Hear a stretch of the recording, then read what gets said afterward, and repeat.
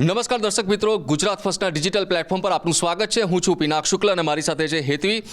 અત્યારની જે સૌથી મોટા જે સમાચાર આવી રહ્યા છે એ ગુજરાત મોન્સૂનને લઈને સમાચાર આવી રહ્યા છે।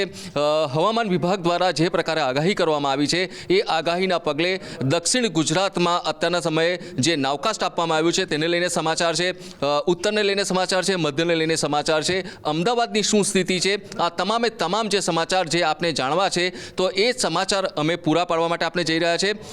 અત્યારે જે મારી પાછળ જે આપ જોઈ શકો છો એ ભીંડીનું ક્લિયર પિક્ચર છે અને આ પિક્ચરના માધ્યમથી અત્યારનું આ લેટેસ્ટ ચિત્ર ચાલી રહ્યું છે।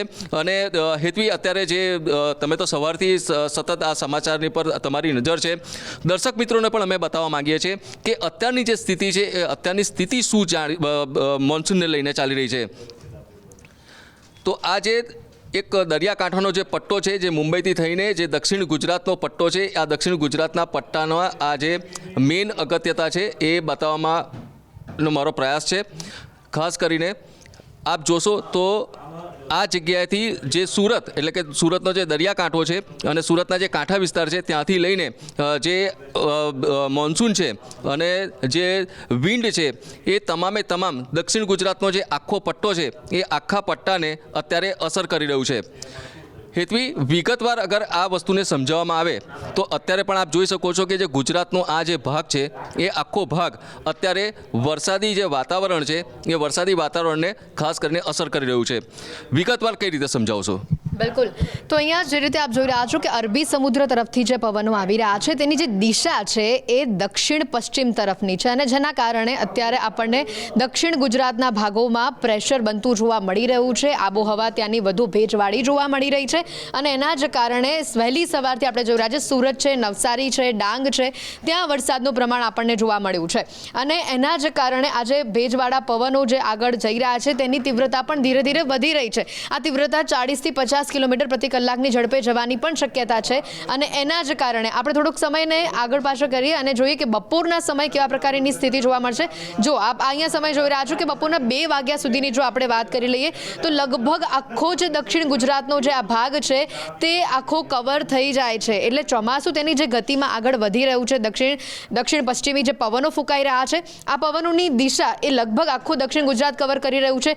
આખો દરિયાકાંઠાનો પટ્ટો અહીંયા આપણે સૌરાષ્ટ્ર દક્ષિણ ગુજરાત બંનેને લઈ લઈએ, વેરાવળ છે, ઓખા છે, સુરત છે, ડાંગ છે, અહીંયા વલસાડ છે, દીવ, દમણ, દાદરાનગર હવેલી, આ બધા જ ભાગોમાં બપોર સુધીમાં સારો વરસાદ થવાની શક્યતા છે, પવનો સારા ફૂંકાવાની શક્યતા છે અને પછી બપોર બાદની જે સ્થિતિ છે એ એવી પણ બનતી ક્યાંક જોવા મળી રહી છે કે અમદાવાદના ભાગોમાં પણ, અમદાવાદ સહિત આસપાસના ભાગોમાં પણ તમને ભેજવાળું વાતાવરણ જોવા મળશે, વાદળિયું વાતાવરણ જોવા મળશે અને શક્યતા એવી પણ છે કે ક્યાંક થોડો ઘણો વરસાદ, લાઇટલી રેન આપણને જોવા મળી શકે। બિલકુલ, ખાસ કરીને દર્શકોને એ પણ અમે બતાવવા માંગીએ છીએ કે આ જે વિન્ડની છે અને જે વાદળ છે એ તમામે તમામ આપ જોઈ શકો છો કે જે સૌરાષ્ટ્રના જે અમુક ભાગો છે, ગીર સોમનાથમાં પણ અત્યારે સારો એવો વરસાદ થયો છે, દક્ષિણ ગુજરાતમાં તો બિલકુલ સુરતમાં ઘણો બધો 2 ઇંચ કરતાં પણ વધારે વરસાદ પડ્યો છે, નવસારીમાં વરસાદ પડ્યો છે, ડાંગની અંદર આપણે વાત કરીએ તો ડાંગમાં પણ મોટું નાવકાસ્ટ આપવામાં આવ્યું છે, અંકલેશ્વરમાં સારો એવો વરસાદ પડ્યો છે। એટલે કે દક્ષિણ ગુજરાતના જે આખા પટ્ટાની આપણે વાત કરીએ તો અત્યારે સૌથી સારો વરસાદ ત્યાં પડ્યો છે।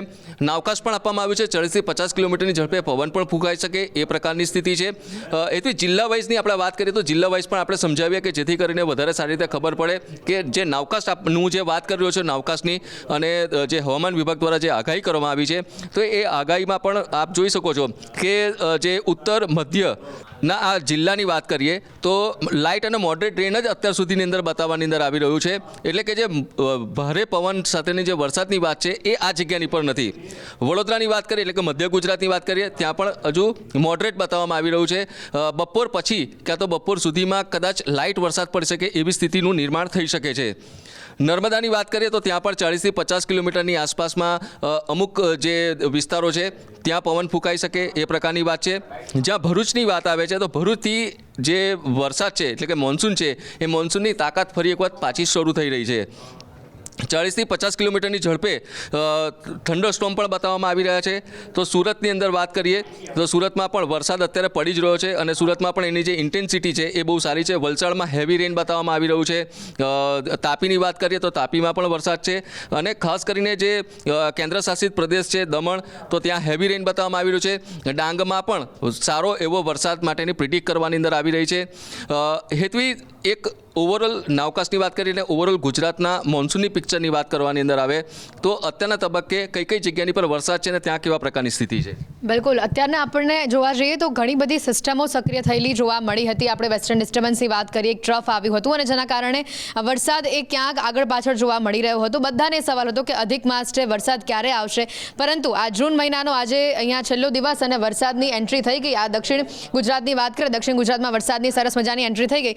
તમને આપણા તમામ દર્શકોને એક સવાલ ચોક્કસથી થશે પિનાકભાઈ કે અમારા વિસ્તારમાં વરસાદ ક્યારે આવશે? તો એ તમને કહી દઉં કે 2જી તારીખ સુધીમાં ચોમાસું લગભગ આખા ગુજરાતને આવરી લેવાનું છે.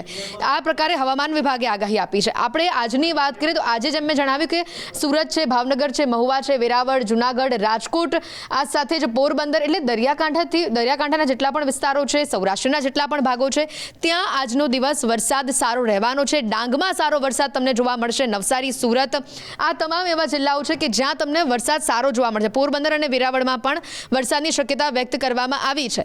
મધ્ય ગુજરાત વાસીઓને પણ ચિંતા કરવાની જરૂર નથી. આવતીકાલથી તમારા ત્યાં પણ સિસ્ટમ એવી બની રહી છે. સવારથી બની શકે કે કદાચ વાદળિયું વાતાવરણ તમને જોવા મળે અને મોડી સાંજથી વરસાદનું આગમન તમારા વિસ્તારમાં પણ થઈ જાય. અને જેમ મેં કીધું કે લગભગ 2 જુલાઈ સુધી ચોમાસું જે છે એ સમગ્ર રાજ્યને આવરી લેવાનું છે.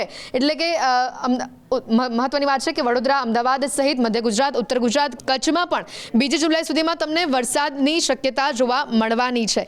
2 તારીખની રાહ જુઓ. બસ હવામાન ખાતું જે પ્રકારેનું કહી રહ્યું છે અને મેઘરાજા જે પ્રકારે મહેરબાન થઈ રહ્યા છે, આશા રાખે કે 2 તારીખ સુધીમાં સમગ્ર ગુજરાતમાં વરસાદ આવી જાય અને ખેડૂતો પણ ખુશખુશાલ થઈ જાય અને આ ગરમીથી આપણને રાહત મળે. બિલકુલ હેતવી, મેગા એન્ટ્રીની તમામ લોકો રાહ જોઈ રહ્યા છે. દક્ષિણ ગુજરાતથી શરૂઆત થઈ છે. બહુ ટૂંક સમયની અંદર ગુજરાત છે એ ગુજરાતને મેગો આવરેજ લેવાનો છે. અમે પણ બહુ ટૂંક સમયમાં ફરી વખત આપની પાસે હાજર થઈશું અને જે લેટેસ્ટ ચિત્ર છે અને હવામાન વિભાગ દ્વારા જે નાવકાસ્ટ કરવામાં આવ્યું છે એને લઈને પણ નાનામાં નાની વિગતો છે એ અમે તમને પૂરી પાડીશું.